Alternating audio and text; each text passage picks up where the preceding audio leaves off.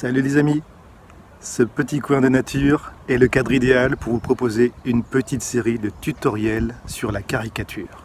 Dans ces tutoriels, je vais vous montrer comment je procède pour faire des caricatures en live, vous montrer des principes de base.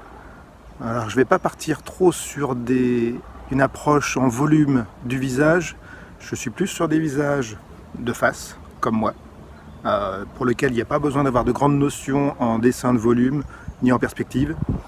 Voilà, donc je vais vous proposer une série pour apprendre la forme du visage, des modèles pour faire des yeux, la forme du nez, de la bouche, comment les agencer les uns par rapport aux autres, et puis bien sûr comment donner une expression au visage. Eh bien, c'est parti. Ce premier tutoriel sur la caricature est consacré à la forme du visage. Voilà, quand j'ai quelqu'un qui vient s'asseoir en face de moi pour se faire caricaturer, je vais tout de suite essayer de déterminer quelle est la forme globale de son visage, c'est-à-dire est-ce qu'il a un visage plutôt en longueur, voilà, quelque chose comme ça. Est-ce qu'au contraire il a un visage un peu large? Et puis parfois c'est un peu entre les deux, il a un visage un peu entre guillemets normal, intermédiaire. Donc là on va partir sur quelque chose d'assez ovale. Voilà. Ça c'est la première chose que j'observe et que j'essaie de retranscrire. Ensuite, évidemment, il faut essayer d'aller un petit peu plus loin sur le type de forme du visage, c'est-à-dire est-ce que c'est un visage qui est un peu en forme de poire par exemple? Si la personne est joufflue, ben on va avoir un visage qui va avoir cette forme-là.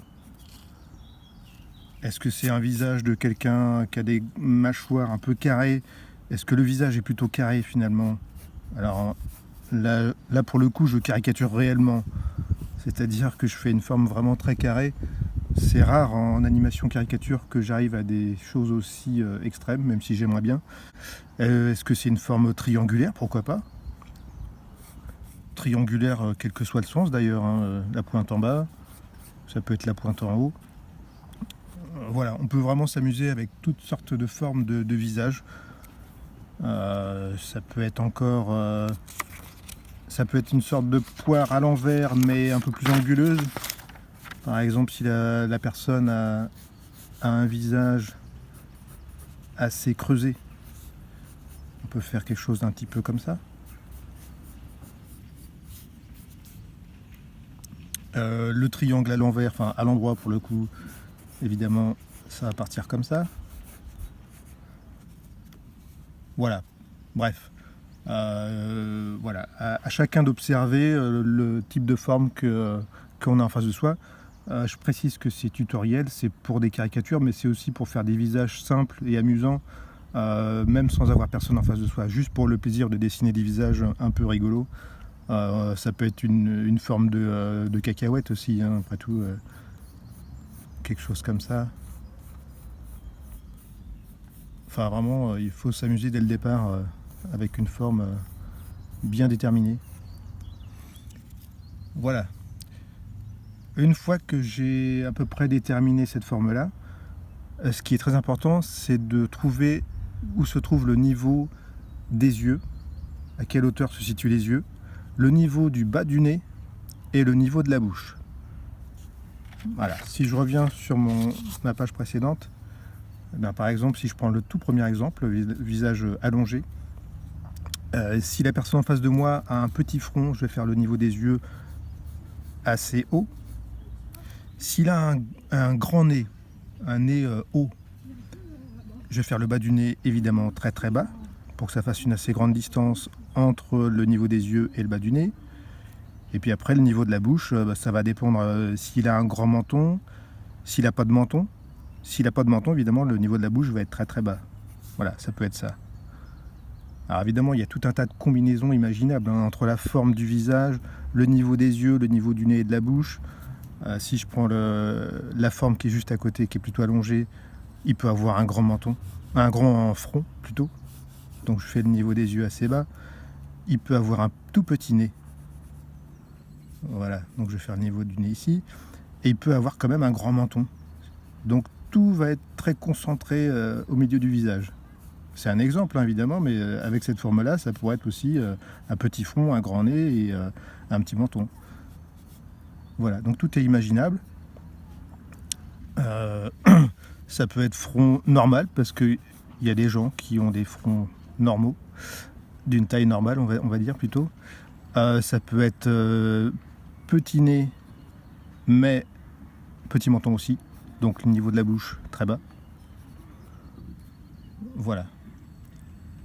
Après, bien sûr, il y a les oreilles, parce que les oreilles, soit elles font partie intégrante du visage dans le sens où elles sont remarquables, que ça soit très grande, ou au contraire presque absentes tellement elles sont petites. Voilà, c'est-à-dire que celui qui a une grosse tête, par exemple ici, il peut très bien avoir des oreilles tellement petites qu'on les voit pas, on les voit quasiment pas. On peut les marquer un petit peu comme ça. Peut-être que celui-ci, au contraire, a des très grandes oreilles.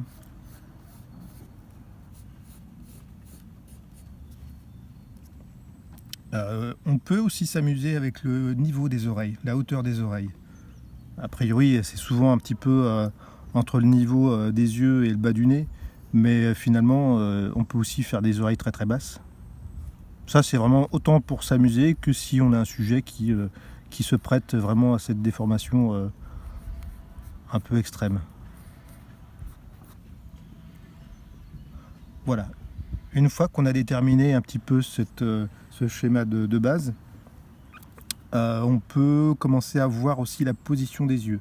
Alors on a vu la hauteur des yeux, mais il y a aussi la position par rapport au nez. Est-ce que les yeux sont très rapprochés du nez, ou au contraire ils partent sur les côtés?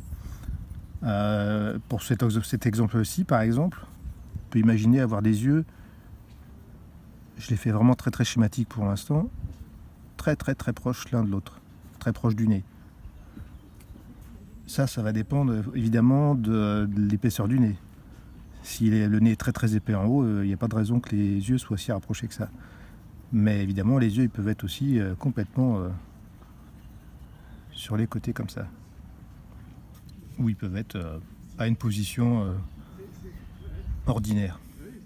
Voilà, donc une fois que vous avez cette base-là, déjà vous pouvez quand même vous amuser à faire pas mal de visages très très variés. On n'a pas encore abordé évidemment les détails au niveau des yeux, du nez et de la bouche, et encore moins la coiffure et autres accessoires comme des lunettes ou de la barbe. Mais déjà avec cette base-là, vous pouvez déjà beaucoup vous amuser.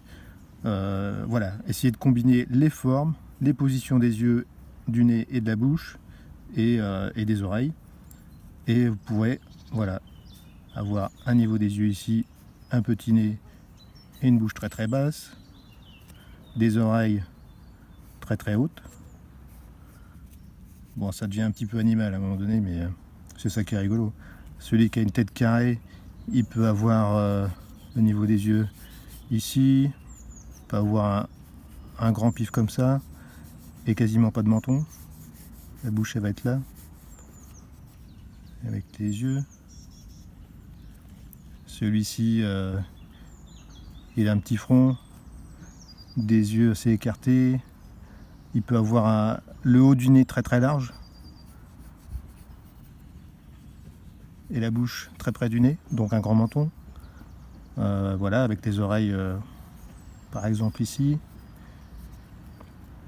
Celui-là, il peut avoir des oreilles hautes, pas forcément très décollées, mais hautes. Voilà, déjà ici, dans cette page-là, vous avez un nombre de combinaisons assez intéressant. Et voilà, c'est la fin de ce premier tutoriel sur la forme des visages et la position des yeux, du nez et de la bouche. Merci d'avoir regardé cette vidéo et à la prochaine vidéo.